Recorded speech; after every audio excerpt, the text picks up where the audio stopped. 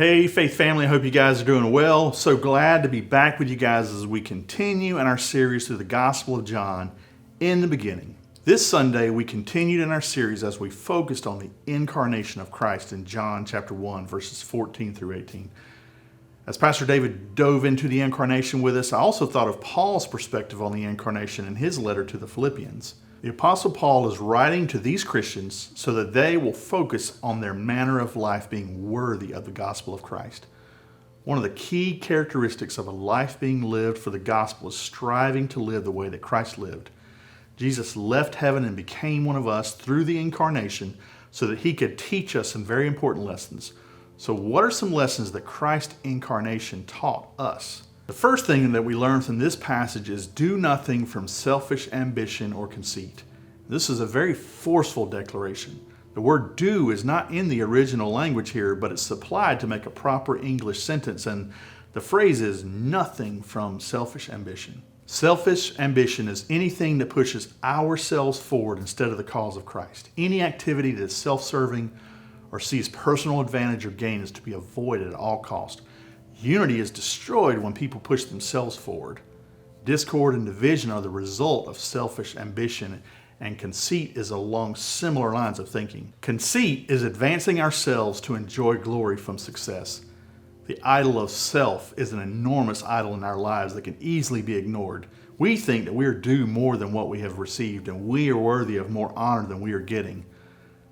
There should be nothing in our lives from this kind of thinking. We should not act on those thoughts. Instead, we should declare war against this kind of self-centered thinking. The second thing we learn from this passage is to count others more significant. Humility is the opposition of selfish ambition and conceit. Instead of looking at ourselves, we should count others more significant. And this word count is really important to this sentence.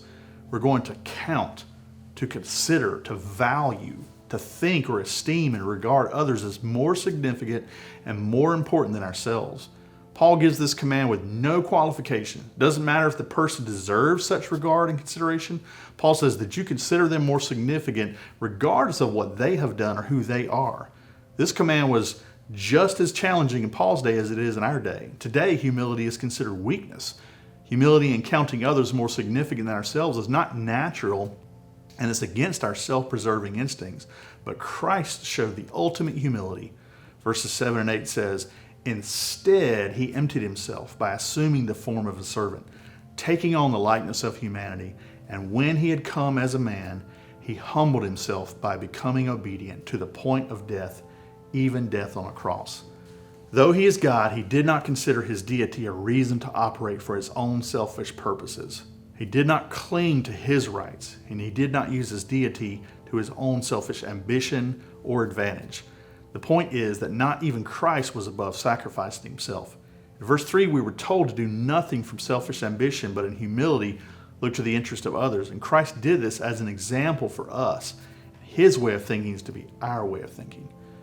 Jesus showed his humility by being obedient, yielding himself even to death, even the most horrible way to die, the death on a cross.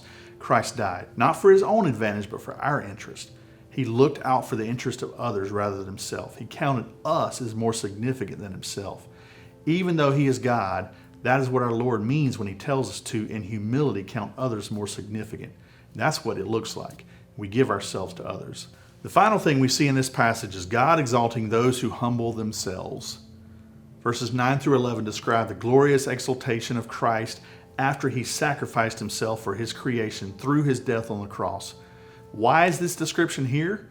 Why are we told that God highly exalted Christ and gave him a name above all other names?